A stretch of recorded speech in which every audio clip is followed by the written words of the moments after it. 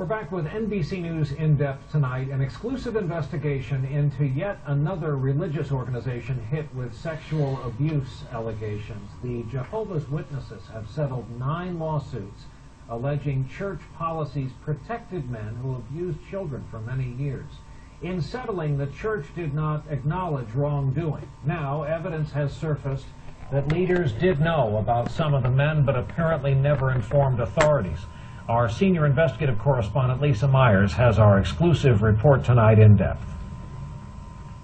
Frederick McLean is among the country's most wanted fugitives, accused of molesting children for almost a decade. His typical victims were young girls, I think starting around 5 or 6 years old. Authorities say McLean, who restored race cars, was a respected leader in this congregation of Jehovah's Witnesses. His role in the church was significant because we believe that his participation in the church gave him access to his victims. The Jehovah's Witnesses recently agreed to pay to settle a lawsuit that alleged the church knew or should have known McLean was a pedophile. One of 9 similar cases church headquarters settled without admitting wrongdoing. But internal church records now coming to light in those lawsuits show that the church knew for years that some prominent members were sexually abusing children and did little. Example, James Henderson. Documents showed the church knew he was abusing kids as early as the 1970s and stripped him of his leadership role for a while, but apparently never alerted police. He was finally arrested in 1994 and went to prison, having molested children for 2 decades. Another church leader, Alvin Hurd, confessed to the church in 1981 that he'd abused 3 children, ages 5, 9, and 11. His local congregation kicked him out and alerted church headquarters. But again, the church apparently never notified police.